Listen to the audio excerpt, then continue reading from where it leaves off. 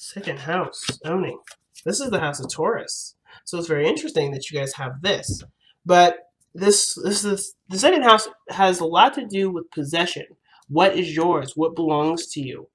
Taurus rules the house of rules the second house, and its key words, right? Its key phrase is, "I have." Okay, so with Taurus, I have. I believe Scorpio is I possess, but I want to double check really quickly with that. But the premise for the second house would have a lot to do with perhaps finances, with money. It could sometimes it doesn't have to just strictly be from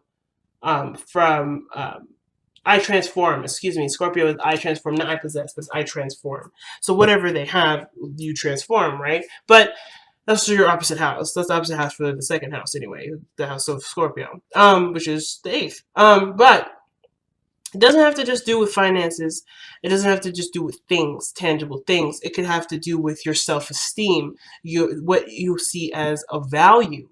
Because what I have is something that you would obviously possess based off of the value system that you have, your value system, your self-esteem, the way you carry yourself. But most importantly, it is definitely the second house has a lot to do with what you believe is yours, and having to do with your personal spiritual self. If that makes sense. What part of you belongs to you? Mainly, mainly what I'm getting from this energy for you guys this time is what is yours. Okay, what is yours? And it may have to do with it may have to do with self-esteem, but I don't know yet. So we're gonna have to kind of dive into the reading to really get a closer look as to what the second house is tailing to. Okay, Three of Swords. Ooh. That's past pains and old issues, but you've noticed those. You're going through the process of healing them, healing old pains and things like that. So I'm going to be pulling a miniature modified Celtic cross. So the places will be different from their typical way of reading. And this is just how I like to read my cards, guys. Alright, so underlying energy is the Six of Cups. Underneath that is the King of Cups. The rest of the cards are upside down, or is right side up. It's only the Six of Cups that came up reversed. Very interesting. And I make sure to shuffle it in a way that no cards are upside down. But I've been noticing with this deck, there's been cards that come up reversed. I don't read reversals though, but I'm definitely going to acknowledge that it's definitely weird, and something that I will take note in later on. The Six of Cups, what that card really indicates to me, especially in your underlying energy, Scorpio, is that there has to do with a soulmate connection or having to do with something referencing the past. Because we already had the Three of Swords come up, and that's usually a past issue, something that does refer to something that's already happened. And the Six of Cups, this could indicate to happy memories, rose-tinted glasses. The Six of Cups could also indicate children, but I don't think there's really any children involved.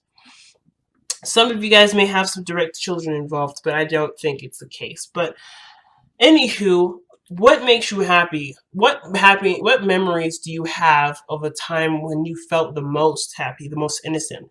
I feel like this is a snapshot of innocence here. Okay, it's a snapshot of innocence in which this is before you lost your sense of innocence. This is a time when you, where everything was wonderful. It was a time of ignorance in a sense. Not saying that you've ever been ignorant, but you may not have been aware of certain things prior to this instance where you may have met someone, you may have kindled a relationship with someone, or you've had a period in your time where you were going on a set goal. Maybe you were going to school and you had a certain idea of how something would pan out, and then you lived, right? Different things took different turns, and now you're here, right? You're a little bit more, you're seasoned, right? You're a little bit more aware of things where you may not have been aware before. And I kind of feel like the Six of Cups isn't necessarily a card where you're like, ooh, be careful of rose-tinted glasses, and looking at something a pigment to it where it's not necessarily as it is, right? I feel like you guys are noticing things about yourself that you may not have noticed before. That's what I'm getting with the Six of Cups. Because when you look back at a time when you were innocent, you have become aware of something that you were once not aware of before. And I kind of get the vibe that you guys are coming to a state of awareness. Now, with that state of awareness coming up, you have your heart of your reading is indicating that there is a bit of defensiveness, but not in a bad way. But you have something to stand by. You put in a lot of work into something. You did a lot of pushing with this, not in the sense of like forcing something to happen, but you have gone through enough turmoil to know what turmoil looks like. But the reason why I brought up the reason why I brought up defensiveness is because the Five of Wands is right crossing it. You've already, if the heart of the reading is suggesting that you have surpassed this moment, the crossing would suggest that this is also a hindrance. This is something that's also in your way. This is what you're defending yourself against, constant conflict. But I feel like you've already done the conflict already. Something already tells me that the situation in which you've been through with this Five of Wands has already happened, which is why the past cards had come up twice. Three of Swords, and then the Six of Cups. Two cards that reference the past, and then now you have current energy, which is the Seven, and then you've gone back a step with the Five. I feel like you're looking at a situation and trying to become more aware of conflict before it arises, because you do not want to be caught off guard. I feel like there's an energy where you're refusing to be caught off guard. So you're paying more attention to detail, you're hyper aware, and you're hypersensitive to situations that are coming to you, or signs that something's brewing, okay? Now in the past, the Justice card comes up. I feel like you got some things straightened out, things set to rights here. So I think some things may have been unfair or not quite as balanced as you would liked it in the previous, but you've shaped it up. Something has happened where things are now at a stable place. You've gotten yourself pretty far here with justice. Now, I feel like this is not necessarily to do with necessarily taking action in a situation. Some of it can be, but mostly where this has come from is forgiveness. Or noticing a situation from this other point of view, and you're able to balance the scales. You're able to even the keel, okay? Now you have the Page of Swords, where you're looking for more information, you're observant, and you're aware. But I feel like also there may be some immature communication here that you're noticing. Now, it's interesting. I pulled you to a reading prior to this, and I didn't know if I was making any sense. And the cards that you got before was the 12th house and the moon as your underlying energy. And this reading is no different. It's exactly the same. But the difference, well, it's the same to some degree. The part that's very interesting to me regarding this reading here is the second house choice, where we went from 12 now to the second. And I feel like this is about what you know. And the last one I feel like was definitely about what you know, even though it was suggesting the 12th house and the moon, where something may be going on and you may be aware of it, but you don't know yet, so you had to just kind of hang tight. This reading is telling me the same thing. I feel like you're picking up on some small indication that something's going down, something needs a little bit more awareness, but I feel like I kind of feel like things are going to be fine and things are going to move very smoothly, but you're just so aware of what something could lead up to that you're preparing yourself for something, not necessarily for something bigger than it probably is. Now, I'm not saying that you're overreacting at all, but I am saying that whatever you're picking up is definitely probably there, and I would say trust your intuition, because you've been through enough to know that you can trust your part of yourself that's picking up all these signs, picking up all these synchronicities or all these indications that would suggest that something's coming. So I'm definitely not saying not trust yourself, but in the way of handling it, perhaps there may be something that's coming in that may need a little bit more conversation, and it doesn't need to actually go crazy or fall off the rails. So I feel like with the Five of Wands, it's indicating that the situation there is some sort of conflict, but one where it can be easily resolved, if that makes sense. Because I see the Knight of Wands here. It's going.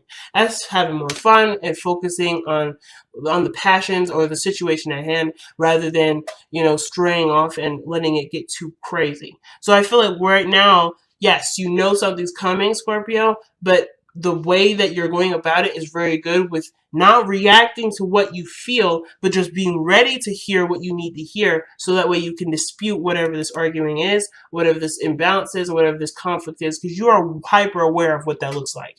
You already know what that looks like. So it's nice to see the Knight of Pentacles because it's telling you, it's not telling you to do anything, but I feel like your approach with it is slow and steady.